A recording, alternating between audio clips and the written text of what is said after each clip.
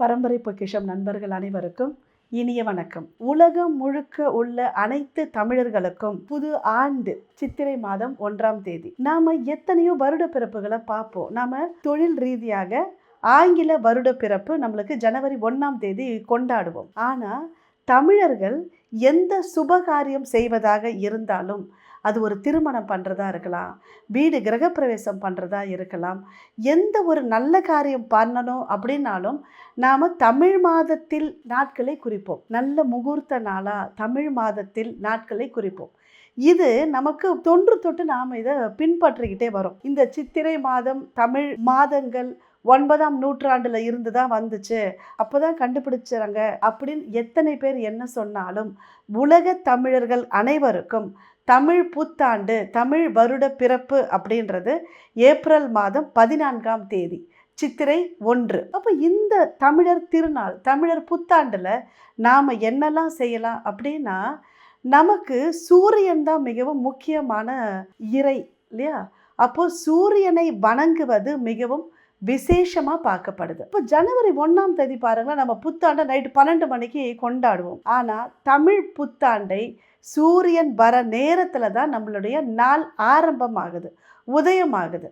அப்போ விடியற் காலையில் தூங்கி எழுந்தவுடனே மங்கள பொருட்களை பார்ப்பது அப்படின்றது அந்த ஆண்டு முழுமைக்கும் மங்கள விஷயங்கள் நம்ம வீட்டில் நடக்கும் அப்படின்றதும், நம்மளுடைய மனமும் நம்மை சுற்றியும் மங்களமான விஷயங்கள் மட்டுமே நடக்கும் அப்படின்னு நம்பப்படுறதுனால ஏப்ரல் மாதம் 14ஆம் தேதி சித்திரை 1 அன்று விடியற்காலையில் தூங்கி எழுந்தவுடன் மங்களமான பொருட்கள், மகாலட்சுமி வாசம் செய்யக்கூடிய பொருட்களை நாம் பார்க்கறது அப்படின்றது விசேஷமாக தாங்க சொல்லியிருக்கு நம்மளுடைய தமிழர்களுடைய மாண்பு.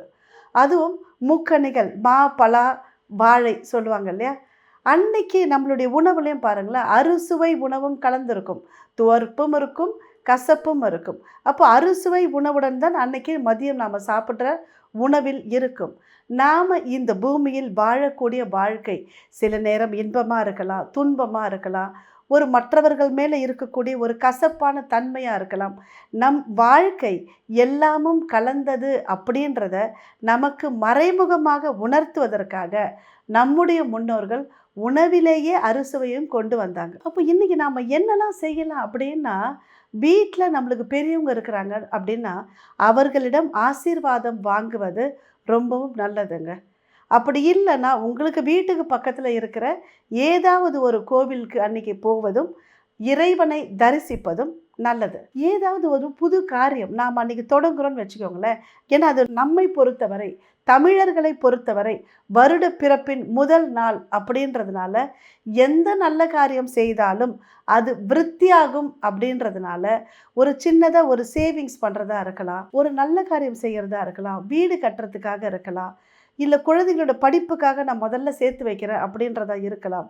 எதுவாக இருந்தாலும் நல்ல காரியங்களை தொடங்குவதற்கு மிகவும் உன்னதமான நாள் தான் தமிழர்களின் வருட பிறப்பான சித்திரை 1ஆம் தேதி. அப்போ இந்த வருடம் திங்கட்கிழமை வரக்கூடிய இந்த நாளில் காலையில் நீங்கள் கண் விழிக்கும் பொழுது மங்களமான பொருட்களை பார்க்குறதோ, சிலர் உள்ளங்கையெல்லாம் பார்ப்பாங்க, அதுவும் நல்லது தான்.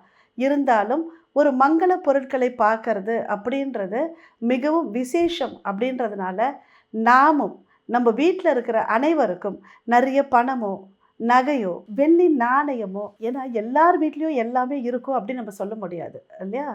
நம்மிடம் என்ன இருக்குதோ அதில் மங்களமான பொருட்களை, பழ வகைகளை தேர்வு செய்து அதை நீங்கள் ரெடி பண்ணி வச்சுட்டு காலையில் முதல் நீங்கள் கண் விழித்தவுடன் பார்க்கக்கூடிய பொருளாக அதை வச்சுட்டு இருக்கீங்க அப்படின்னா இந்த வருடம் நம் அனைவருக்கும் வாழ்வில் அனைத்து விதமான ஐஸ்வர்யமும் நிச்சயம் பெருகும் அப்படின்பது உண்மை. இந்த தமிழ் புத்தாண்டு நம் அனைவருடைய இல்லங்களிலும் உள்ளங்களிலும் மிகப்பெரிய மாற்றத்தையும் இறை சக்தியையும் என்றென்றைக்கும் உறைந்திருக்கட்டும். அனைவருக்கும் இனிய தமிழ் புத்தாண்டு நல்வாழ்த்துகள். இந்த அற்புதமான வாய்ப்பை தந்துள்ள இயற்கைக்கும் மலர்களுக்கும் என்னுடைய அனைத்து குருமார்களுக்கும் நன்றிகள்.